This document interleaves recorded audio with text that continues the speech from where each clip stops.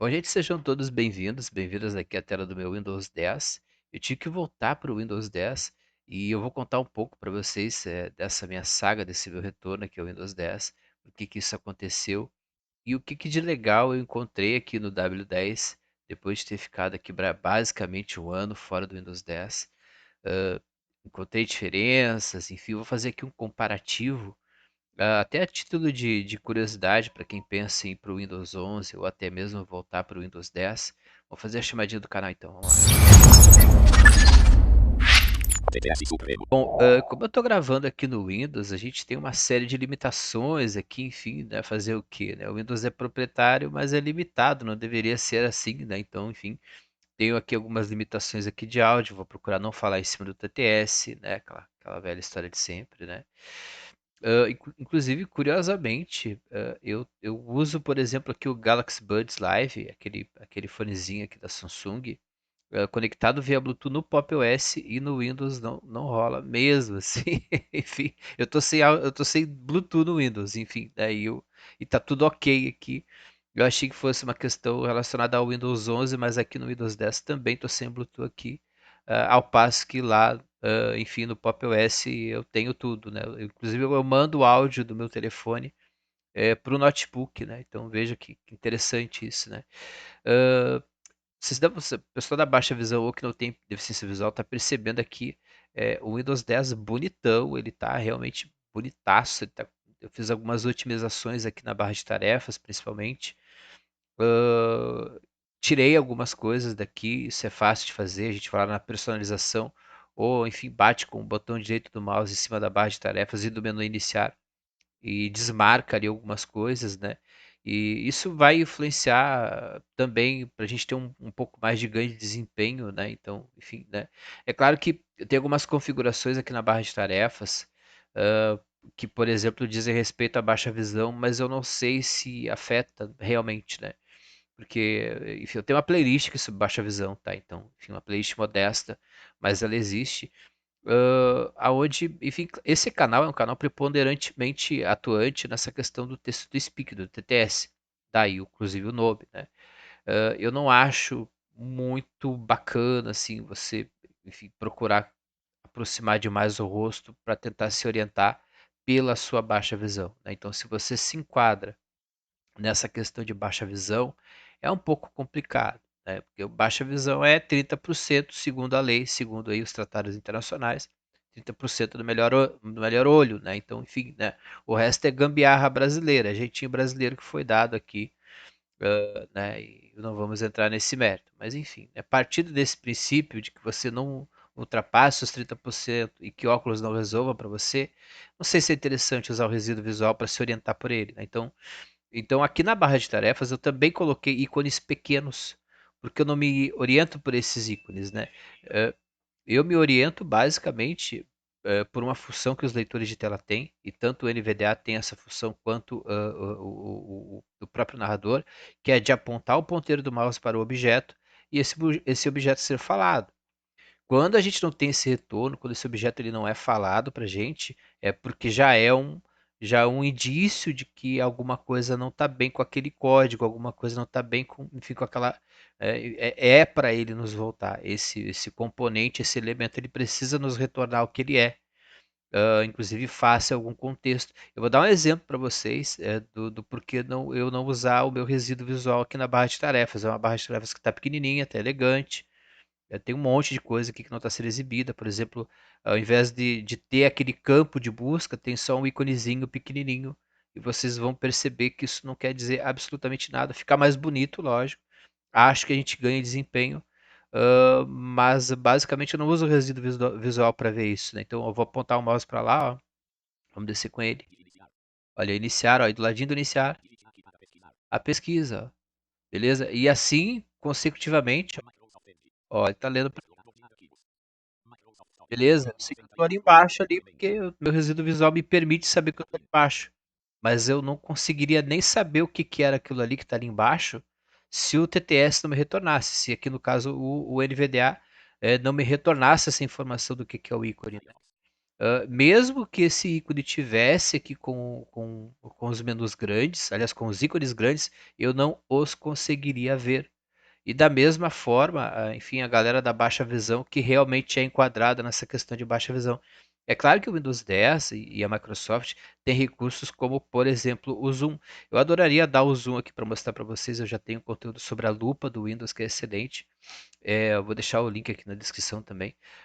Mas enfim, quando a gente dá um zoom aqui, uma limitação do OBS, que também só acontece aqui no Windows, eu não tenho esse problema lá no Pop também, né? Eu consigo, enfim, usar a lente de aumento do Pop, a lente de aumento do Gnome, eu consigo usar qualquer lente de aumento em qualquer sistema operacional baseado em Linux, mas aqui realmente a gente tem alguns probleminhas.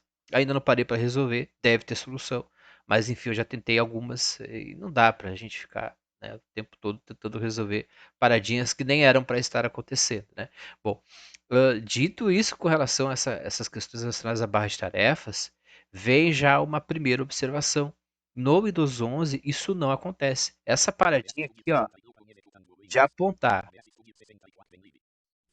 ó, e ele me retornar o que que é o objeto ao qual o ponteiro do mouse está apontando, essa função ela não funciona ainda no Windows 11, tá? E talvez uma das justificativas, um dos motivos mais plausíveis para isso, seja o fato de que essa barra de tarefas aqui do Windows 11 ela foi, enfim, construída praticamente do zero, ela foi ou então reformulada, como queiram, né? Diferente da barra de tarefas e do menu iniciar aqui do Windows 10, que é um, digamos, que vem de uma continuidade, vamos dizer assim, né?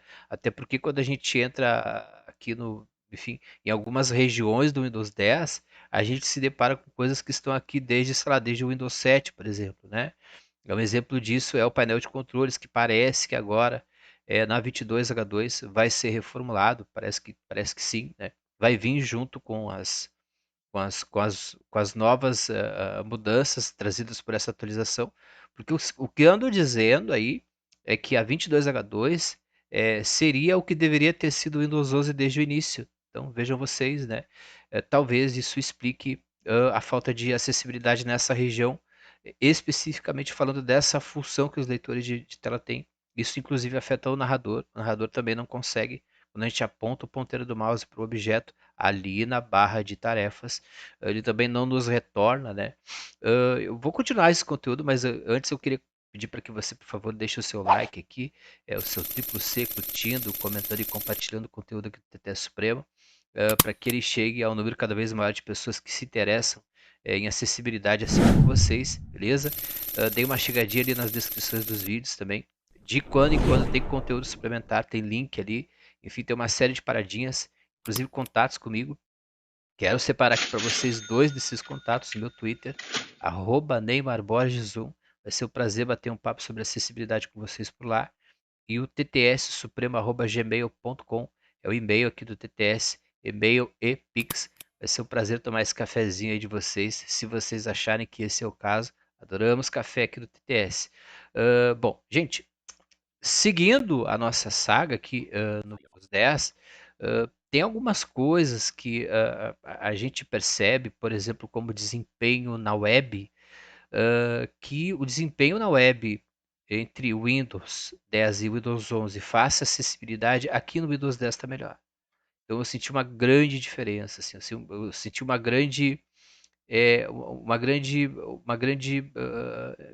enfim, uma grande agilidade de acessibilidade na navegação web, aqui de volta no Windows 10 do que no Windows 11. E aí o Windows 11, a instalação que eu fiz do Windows, eu acredito que seja a instalação que muitos de vocês fizeram, ou seja, aquela instalação que foge dos padrões convencionais, que foge das recomendações da Microsoft, né? Então, a 22H2, por exemplo, precisaria fazer uma instalação limpa do Windows 11 de novo, né, para poder receber essa atualização. Eu resolvi desta vez não fazer isso, eu resolvi optar por ter um pouco mais de estabilidade no meu computador, então eu deixei essa questão de ter o sistema mais atual para ter um ganho, digamos, na estabilidade, quer seja nessa questão relacionada à segurança, quer seja nessa questão relacionada à própria acessibilidade. É um cálculo, né? É um cálculo que talvez você também tenha que fazer. caso o seu computador, a sua máquina não se enquadre nos requisitos mínimos que a Microsoft pede, né? No meu caso, eu tenho uma máquina bem considerável, tem 16 GB de RAM, uma placa de vídeo dedicada com 4 GB só para ela, SSD, enfim, né? Porém, o meu processador, que também é muito bom, é um processador de sétima geração, né? E os caras não estão dando suporte para processadores de sétima geração. Os caras estão dando suporte para processadores de oitava. É possível burlar isso, saibam que já tem métodos confiáveis para fazer essa burla com o mínimo de segurança que a gente possa, digamos assim, considerar seguro. Afinal de contas, é um método, são métodos enfim, que saem dessa coisa da estabilidade, né? Então, enfim, né? O Rufus mesmo agora atualizou. O Rufus foi um caso curioso, porque saiu a atualização A22H2 e já saiu o Rufus atualizado para lidar com ela, né? Então é bacana, quem se interessar é só procurar pelas versões mais recentes do Rufus, baixar a imagem lá do site da Microsoft, criar a imagenzinha com ela. Já mostrei algumas coisas desse sentido aqui no TTS também.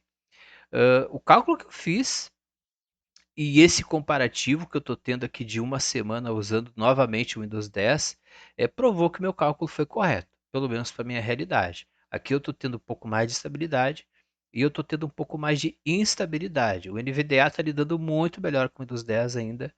O próprio narrador lida melhor com o Windows 10. Quer dizer, quando vocês atualizarem, vocês que estão em condições instáveis, vocês vão receber uma reformulação aí na 22H2, que é uma reformulação de acessibilidade que vai dar uma otimizada no narrador. Então, infelizmente, eu não vou poder fazer esse teste, porque nem na máquina virtual, enfim, foi possível gerar uma máquina virtual. Os caras, essa máquina não está apta para gerar essa, enfim, no momento da instalação não rolou, nem na VM, né? E dentro do Linux, inclusive. Então, infelizmente, esse retorno eu não vou poder trazer aqui para o TTS. Então, fiquem cientes aí e peçam para quem tem computadores aí em condições para fazer esses testes, gerar esses conteúdos para nós, porque eu também quero acompanhar esses conteúdos. Eu quero saber como é que ficou o narrador, né? A pessoa não cobre o narrador, é impressionante, assim, sabe? Tem muito preconceito sobre o narrador. Talvez eu faça um conteúdo sobre isso, o que é uma pena, né? Porque o narrador ele não é o melhor leitor, ele não é melhor que o NVDA. Porra, cara, que saco, velho. Ele é um leitor de telas.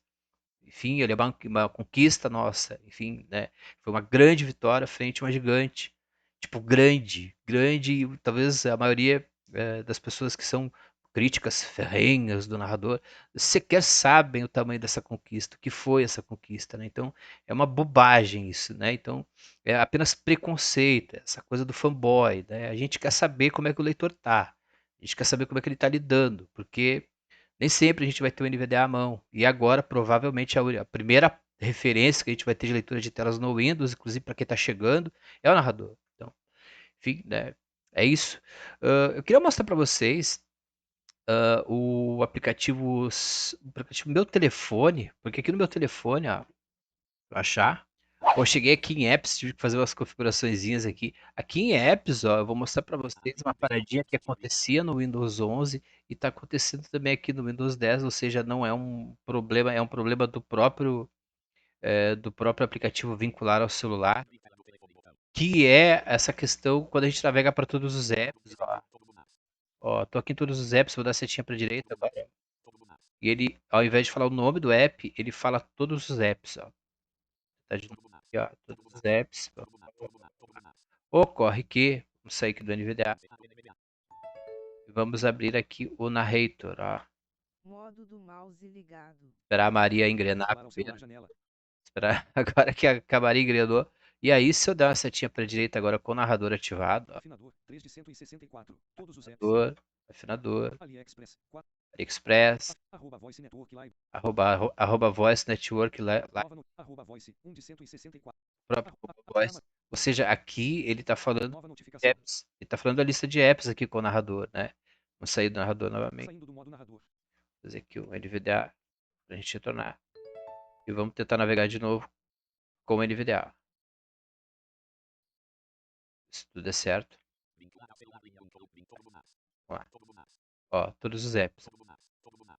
Todo NAS. Ou seja, a gente está tendo aqui uma dificuldade através do próprio NVDA Eu não sei se tem muito deficiente visual utilizando essa função fora do Brasil, mas, enfim, é uma função que é bacana da gente utilizar e quem tem essa possibilidade. Isso aqui é muito legal, funciona muito bem, mas precisa apenas do momento de encontrar o aplicativo, né? Fazer essa alternância. Se eu quiser, por exemplo, utilizar o aplicativo que eu estou em cima agora, eu não sei qual é, eu saio do NVDA, abro o narrador, identifico que aplicativo que é, aí dou menu aplicações, ó, e eu já adiciono ele aos favoritos.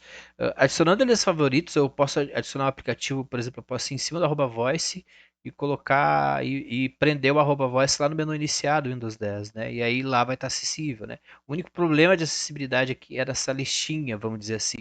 A gente tem aqui, beleza? Vou aproveitar que eu tô com o S20 FE aqui abertinho e eu quero comentar com vocês essa questão relacionada aqui, ó, ao ponteiro do mouse. Quando eu coloquei ah, de novo essa questão do ponteiro maior, lá eu já mostrei como fazer isso também aqui nessa playlist sobre baixa visão. Eu percebi que o comportamento desse ponteiro ele ficou mais interessante.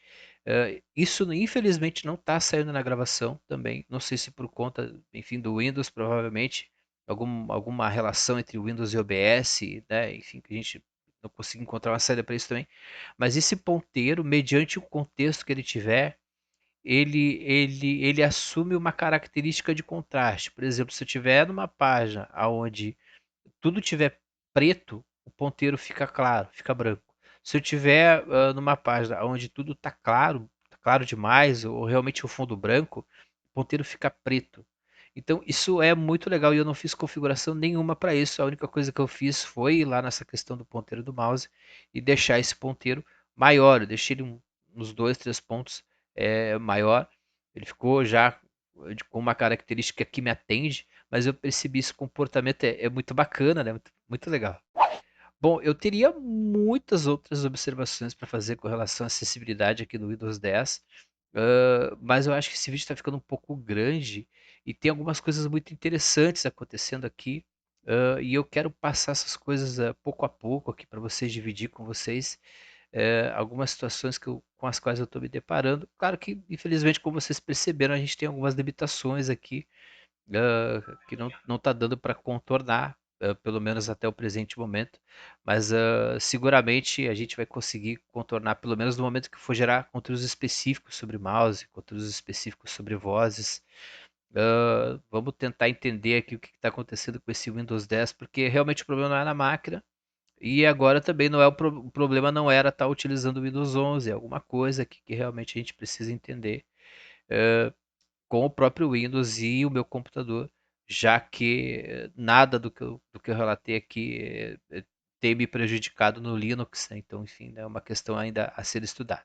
Beleza, gente? Espero que você tenha sido útil de alguma maneira esse conteúdozinho aqui. A gente se vê na próxima. Um abração. Tchau, tchau.